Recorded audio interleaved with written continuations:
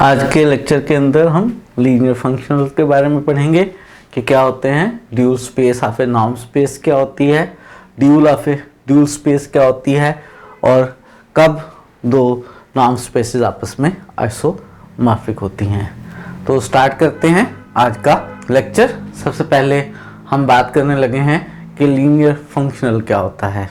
इससे पहले आपको याद होगा हमने लीनियर ऑपरेटर की बात की थी। हमने कहा था अगर n और m दो नॉर्म स्पेसेस हों, आप एक t फंक्शन डिफाइन करें n से m पर जिसमें दो प्रॉपर्टीज हों कि t of x plus Y equal हो t of x plus t of y के, और सेकंड प्रॉपर्टी हो कि t ऑफ ax इक्वल हो a times t of x के, जहाँ पर x और y पहली नॉर्म स्पेस n के एलिमेंट्स हैं और a हमारे पास फील्ड के एलिमेंट्स हैं। और फील्ड याद रहे हमने लिया था यानी R होगा या C होगा।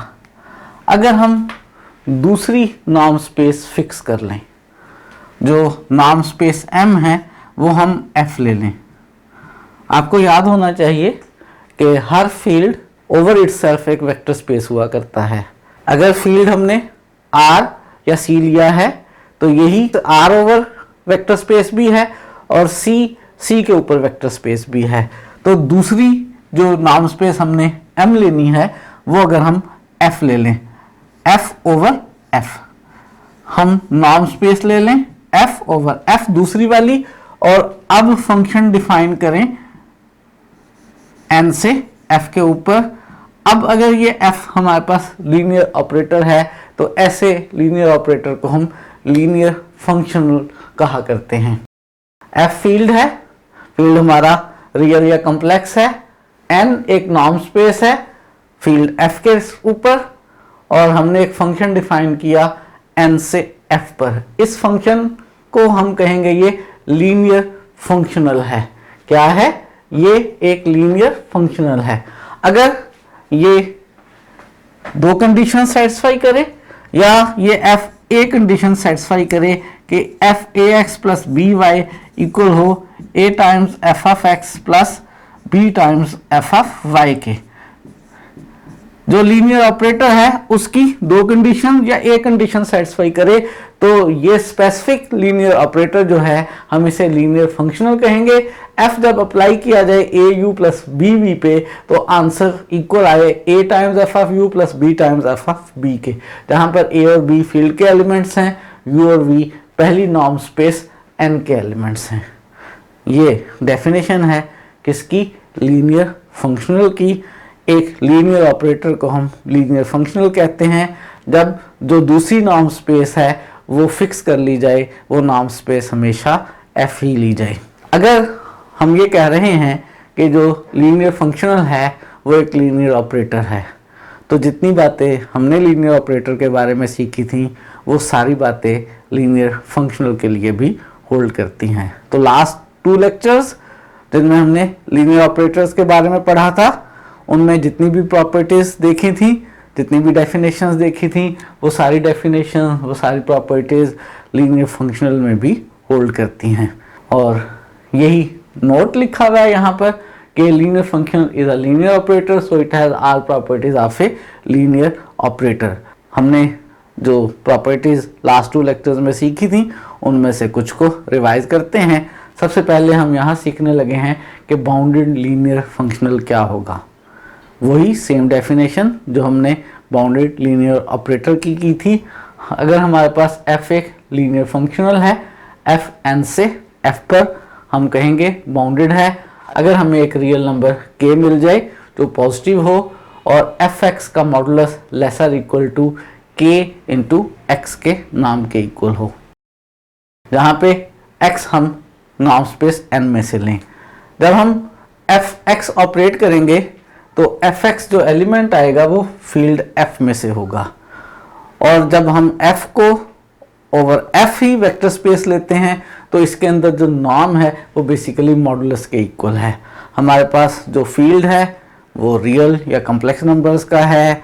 रियल या कॉम्प्लेक्स नंबर्स की इस वक्त सेकंड वाली नॉर्म स्पेस है और रियल या सी के अंदर जो नाम होता है हम उसको मॉडुलस से डिनोट किया करते हैं।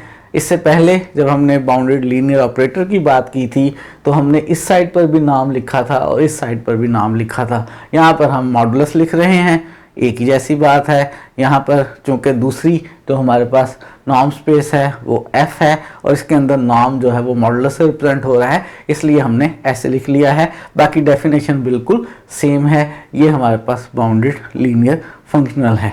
आपको याद होगा हमने कहा ये था कि अगर हमारे पास जो नॉर्म स्पेसेस हैं जिनके लिए हम लीनियर ऑपरेटर डिफाइन कर रहे हैं n से m पे, अगर n फाइनाइट डायमेंशनल है तो हर लीनियर ऑपरेटर जो है वो हमारे पास क्या होगा, बाउंडेड लीनियर ऑपरेटर होगा। वही बात यहाँ फंक्शनल्स के लिए भी है। अगर हमारे पास जो नॉर्म स्पेस n है वो फाइनाइट डायमेंशनल है तो f जो है वो बाउंडेड लीनियर ऑपरेटर होगा। कुछ एग्जांपल्स देख लेते हैं।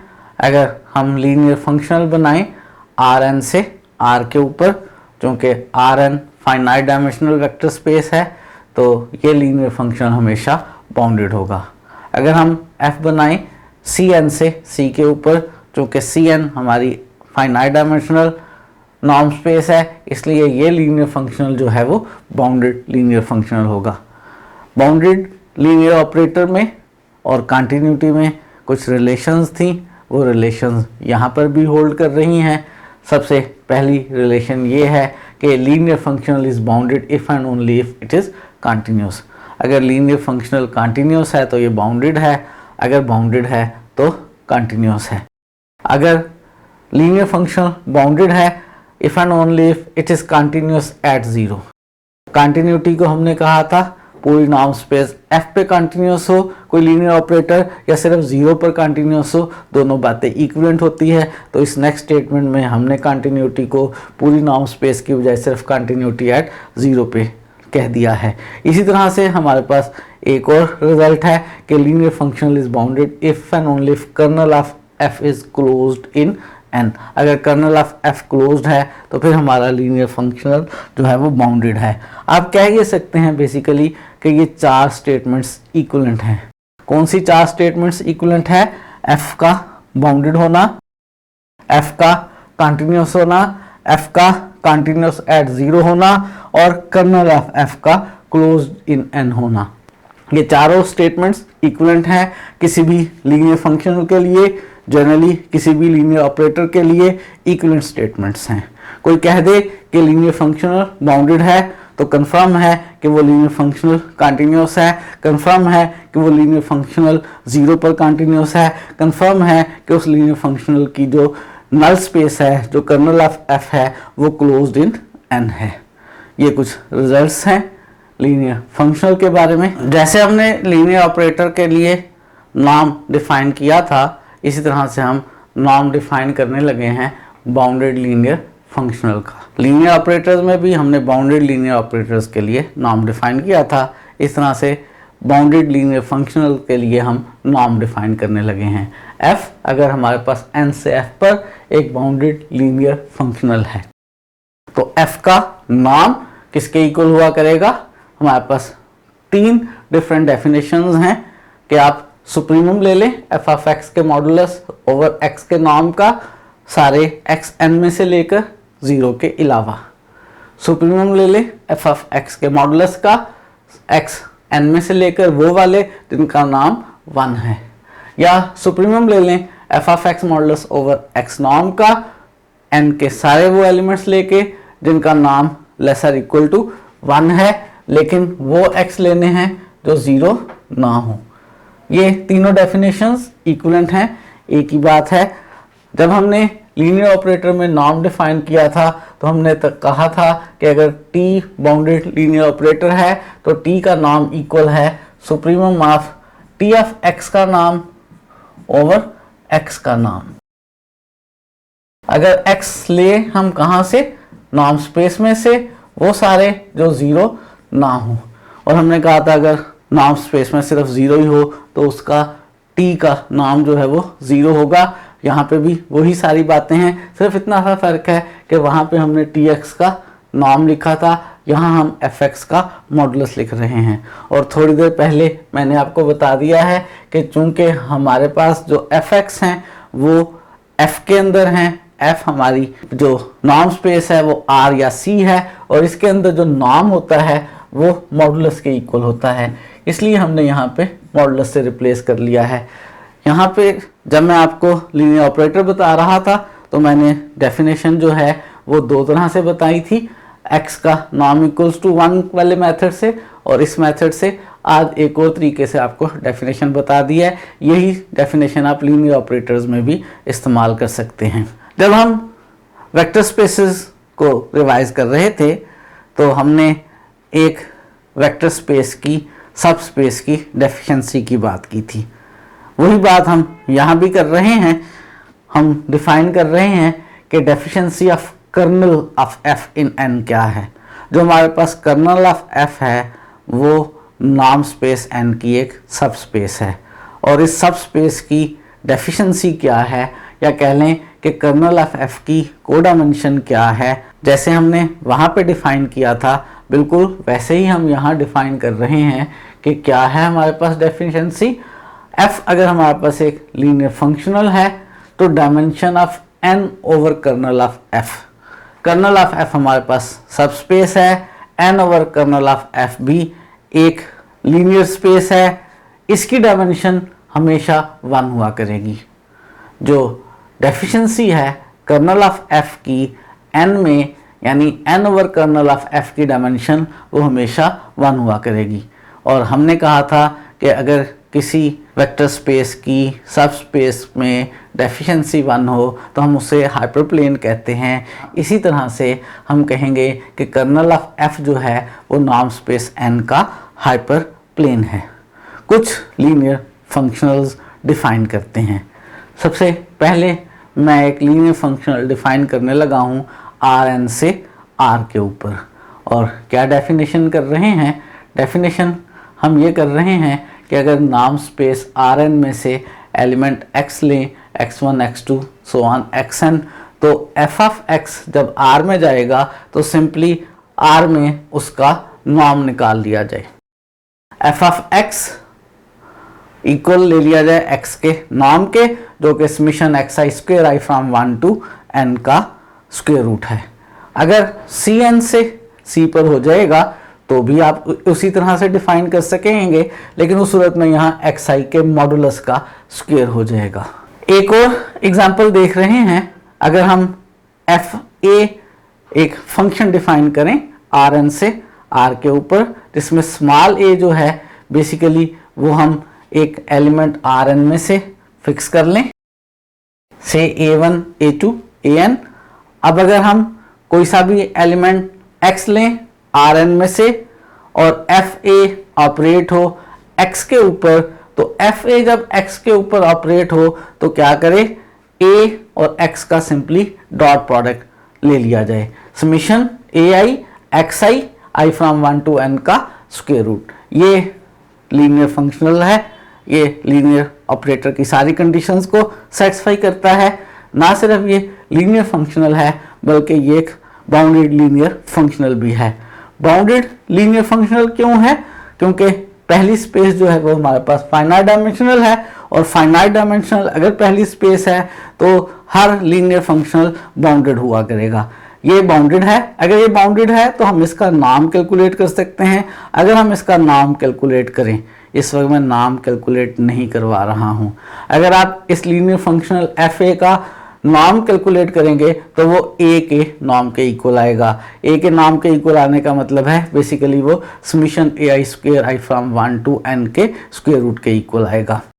ये हमने लीनियर फंक्शनल डिफाइन किए हैं दो rn से r के ऊपर। एक और लीनियर फंक्शनल डिफाइन करने लगे हैं जिसका नाम हम i रख रहे हैं cab से r के ऊपर। cab याद रहे, cab set of all continuous functions जिनकी डोमेन हमारे पास ab है और रेंज r है। और हमने जब cab में से एक एलिमेंट f लिया तो उस f के ऊपर जब i ऑपरेट होगा तो क्या फार्मूला हमने कहा है? हमने कहा है डेफिनेट इंटीग्रल a से b ft dt। ये लीनियर फंक्शनल है, ये लीनियर फंक्शनल की सारी कंडीशंस को सेटिस्फाई कर रहा है। ना सिर्फ लीनियर फंक्शनल है बल्कि ये एक बाउंडेड लीनियर फंक्शनल है। ये जो बाउंडेड लीनियर फंक्शनल है तो हम इसका नाम कैलकुलेट कर सकते हैं। फिर मैं इस दफ़ा नाम कैलकुलेट नहीं करवा रहा, नाम याद रखना है आपने कि इस लीनियर फंक्शनल का जो नाम है वो हमारे पास b माइनस ए के इक्वल है, जहाँ पे सी ए भी हमने नॉर्म स्पेस ली थी, set of all continuous functions जिनकी domain closed interval A B हो। इस आई लीनियर फंक्शनल का जो नाम है वो b माइनस ए के इक्वल आता है। नाम इस लीनियर फंक्शनल आई की डेफिनेशन क्या है? डेफिनेट इंटीग्रल a से b F T D T. ये लीनियर फंक्शनल भी है, ये बाउंडेड भी है और ये इसके नाम का फार्मूला है। ये बातें आपने याद रखनी है। जो बात अब हम सीखने लगे हैं, रिवाइज करने लगे हैं, वो ड्यूल या कॉन्जुगेट नॉर्म स्पेसेस की बात है। ड्यूल स्पेस या कॉन्जुगेट नॉर्म स्पेस हम किसको कहते हैं? अगर n आपके पास एक नॉर्म स्पेस हो, n स्टार जो है ये क्या है? Set of all bounded linear functional. सारे बाउंडेड लीनियर फंक्शंस को इकट्ठा कर लें, n स्टार में रख लें। आपको याद होना चाहिए प्रीवियस लेक्चर से हमने BNM बनाया था। BNM में क्या रखा था? लीनियर ऑपरेटर्स रखे थे, n से m वाले। वो लीनियर ऑपरेटर्स रखे थे जो बाउंडेड थे और हमने कहा यह था कि ये भी एक नॉर्म स्पेस है और इसके एलिमेंट्स का जो नॉर्म है वो कैसे डिफाइन किया गया है, वही जो थोड़ी देर पहले हमने रिवाइज किया है। इसी तरह से अगर हम लीनियर फंक्शनल्स इकट्ठे कर लें, एक सेट में रख लें, सारे लीनियर फंक्शनल्स नहीं, बस bounded linear functionals, n norm space हो, n से f के ऊपर जितने भी बाउंडेड लीनियर फंक्शनल्स बने उनको इकट्ठा करके n स्टार में रख लें तो ये एक नॉर्म स्पेस होती है। n स्टार के अंदर बेसिकली क्या चीज़ है? n स्टार के अंदर f है। f क्या है? f n से f के ऊपर एक लीनियर फंक्शनल है।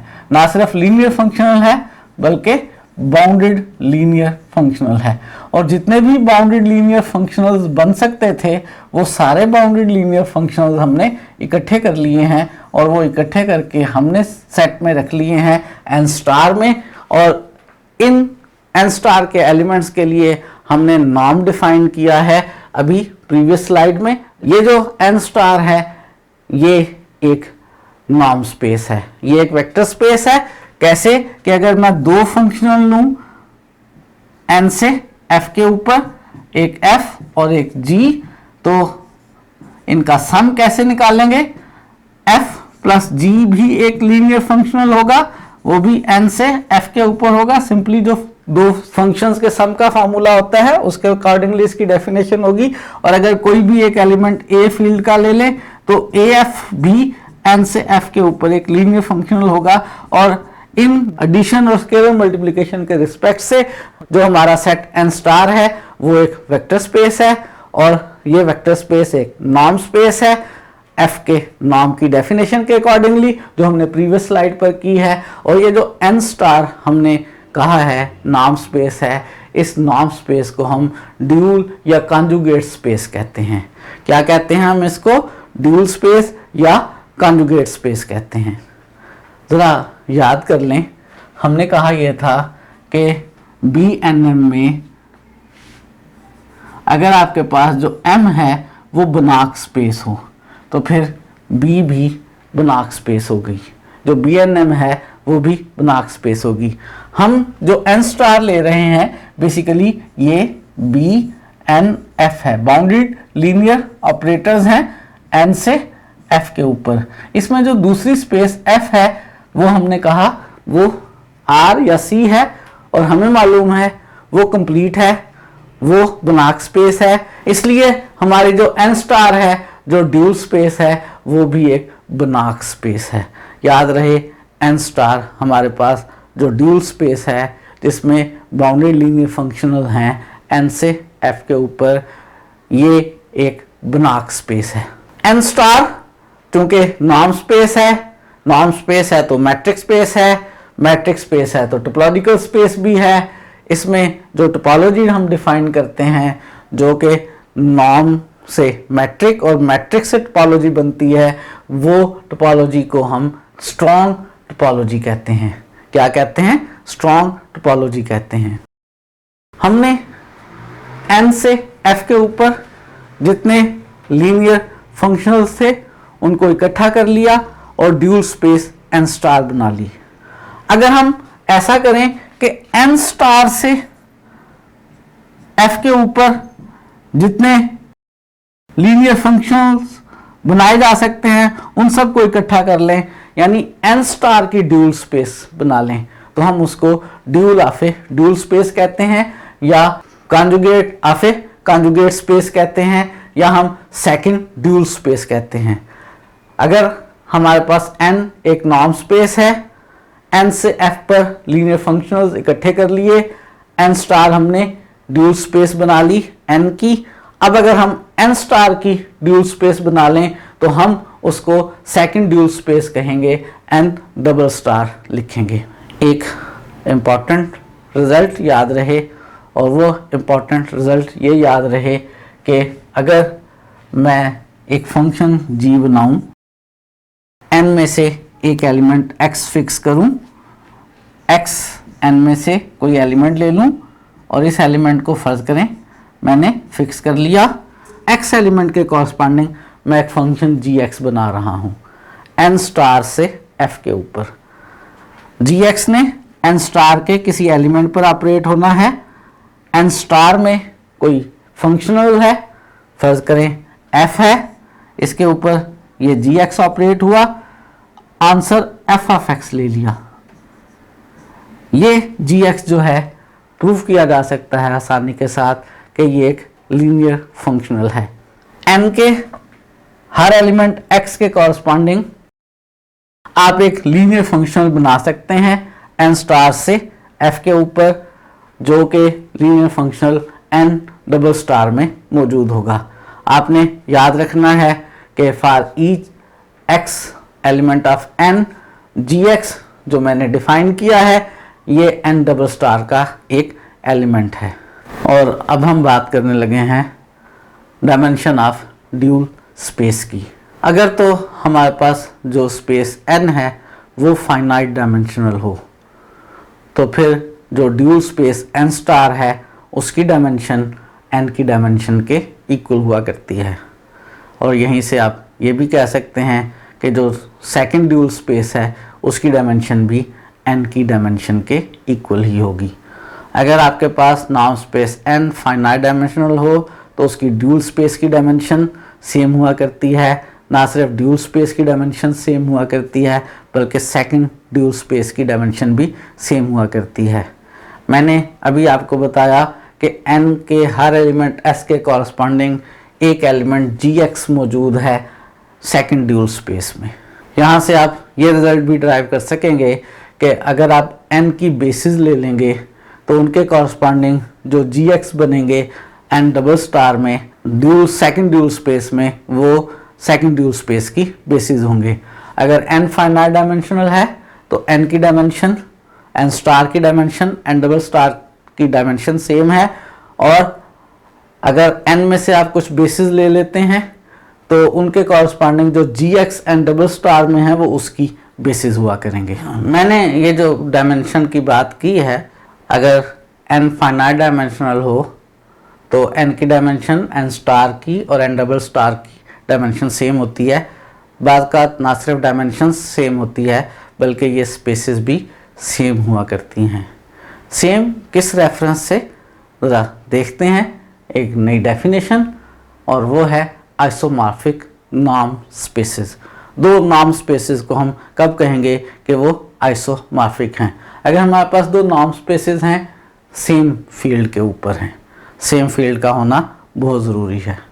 और आपको एक फंक्शन मिल गया है फाई n से m पर।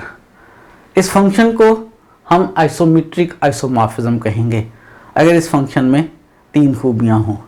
सबसे पहली खूबी ये कि ये लीनियर ऑपरेटर हो, n से m पर लीनियर ऑपरेटर हो। दूसरी खूबी ये कि ये बाइजेक्टिव हो, और तीसरी खूबी ये कि फाई जो है वो नाम को प्रिजर्व करे। नाम को प्रिजर्व करने का मतलब ये है कि n का एलिमेंट x लें, उसका नाम निकालें, या उस पर फाई ऑपरेट करें, फाई x हो m के अंदर और उसका नाम निकालें और दोनों का नाम सेम आए। तो ऐसी सूरत में हम कहते हैं कि जो फंक्शन फाई है ये आइसोमेट्रिक आइसोमॉर्फिज्म है, और जब भी आपको दो नाम स्पेसेस के दरमियान आइसोमेट्रिक आइसोमॉर्फिज्म मिल जाए तो आप कहते हैं वो नाम स्पेसेस आइसोमॉर्फिक हैं। आइसोमॉर्फिक कहने का मतलब ये है कि उनका बिहेवियर सेम है। हो सकता है एलिमेंट की शक्ल देखने में एक दूसरे से डिफरेंट नज़र आ रही हो, लेकिन उन एलिमेंट्स का बिहेवियर जो है वो सेम ही है। तो हमने डिफाइन की है आइसोमॉर्फिक नाम स्पेसेस कौन सी हुआ करती हैं, और रिजल्ट हमारे पास ये है कि n is isomorphic to second dual of n। n जो है वो n की सेकेंड ड्यूल के आइसोमॉर्फिक हुआ करती है। कब हुआ करती है? क्या हमेशा?